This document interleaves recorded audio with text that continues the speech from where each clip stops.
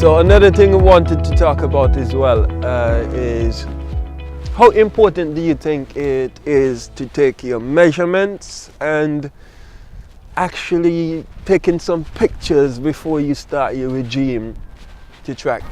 Very, because especially when it comes to losing fat, things will slow down, and then you'll start to trick yourself into believing that it's not working. When in actual fact, I'll give an example. I was helping my friend train, and she lost in the beginning, I think it was 6 pounds in the first month because she hadn't been training at all. And then the second month she lost 3 pounds and she was disappointed, but she'd actually lost 3 pounds and gained 2 pounds of muscle. So her body, there was a recomposition going on, but she just wasn't aware of it because she hadn't been taking pictures.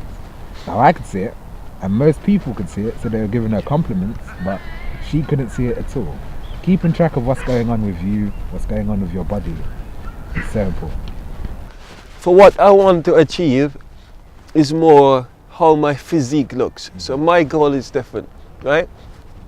So I prefer to use the mirror, the image that I see, which tells me what other people are gonna see.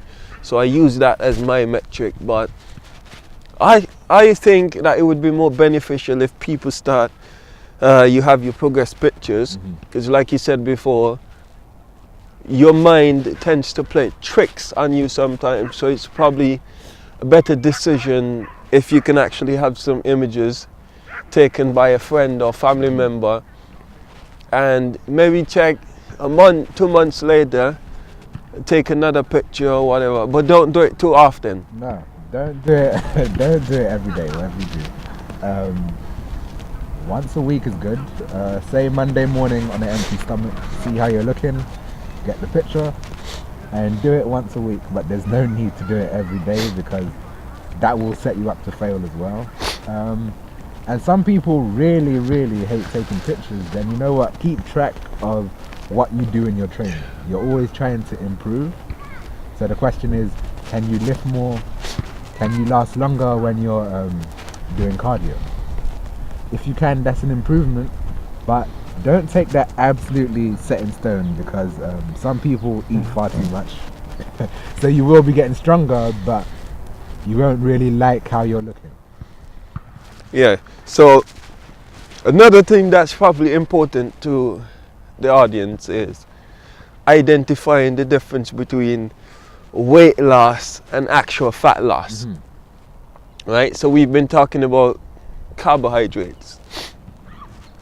So you have these low carb diets which trick you into believing that you're losing more than you're actually losing. So carbohydrates comes from hydrates, right? So you get the term hydrate, which is related to water.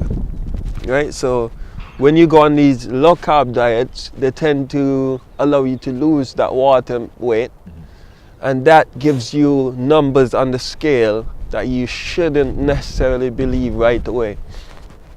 So we're trying to focus more on actually losing fat as opposed to losing weight, which is a big difference. True. Right? We get back to the calorie deficit that we mentioned earlier.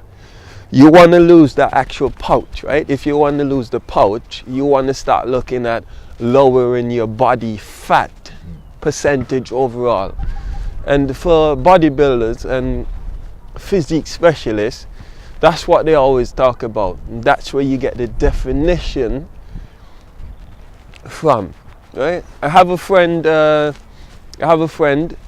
who asked me, okay, I want to see my abs, right? What exercises would you recommend that I can actually see my abs? And I said to that person, no amount of exercise is going to help you to have your abs popping or abs protruding, get that six-pack defined look. It's actually about losing the body fat. Because me personally, I'm on what we call a bulk at the moment. And the definition of my abs are completely gone, right? I now have a layer of fat hiding the abs underneath, because the core is still just as strong as it was ever, but because I now have a layer of body fat over the abdominal muscles, I can no longer see it. Yeah, a lot of people get tricked into believing, oh, if I do 300 sit-ups a day, six-pack's gonna come. It's really not. You will strengthen your abs for sure, but you're never gonna see it until you get down for men between 8 and 6%. For women, it's a bit easier. Let's say between 14 and 12%. But if the body fat's there, you're never gonna see the definition. You're never gonna see just how strong your abs are, and in actual fact, you're never gonna see the shape of your abs. Everybody's abs is slightly different. So we talk about hydration. So now that you've had a transition in your lifestyle, you need to start paying more attention to your hydration, the intake of water specifically. So for those of you who don't like to drink water, you can try things like adding a bit of lime to your water, or lemon juice to your water, or infuse other fruit flavors into your water to actually help you get started. But over time, you should start getting used to just drinking the water as it is, and that will help you long term to boost your metabolism as well, because all of these things help. It's just a part of the process, right? You'd be surprised how little people actually drink. I know people who drink maybe 3 glasses of water, which is a terrible thing. I'd question whether they've got a litre in them a day. You should be aiming for at least 2, but to be honest, I'd say you need 4.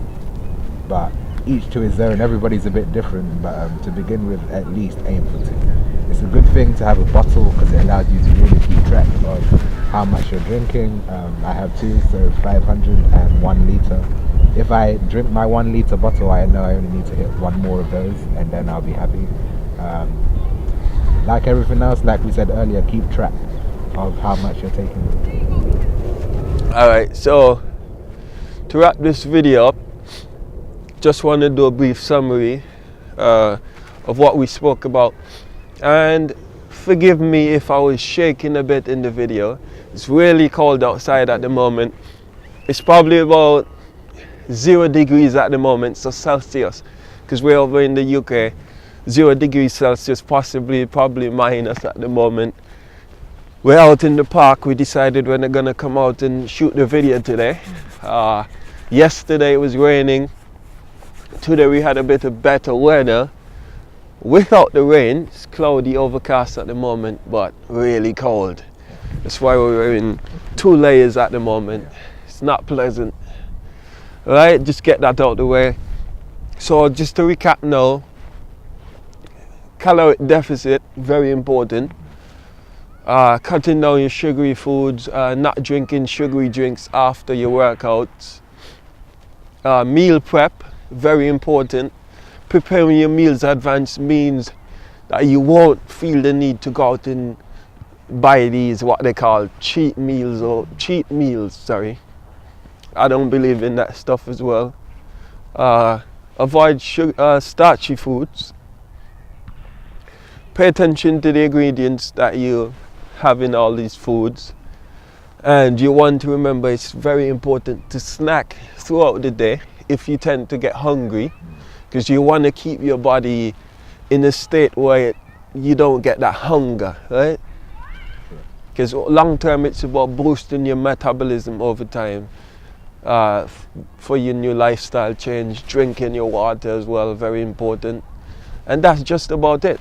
So for next week's video, we're going to look a bit more into actually boosting your metabolism as a part of your long-term goal, right? Because people like myself and my friend Bros as well, because we've been athletes throughout the years, our metabolism is really high, right? And that's something we've developed over a period of time, and you can probably do the same as well. It allows your body to burn more energy at a relaxed state, or even when exercising, when exerting yourself. Right? That's just a wrap up. So look out for that video next week. I'll be going through breaking down some exercises now and introducing a new exercise that you might want to do if you're out and about in the park or any other public space.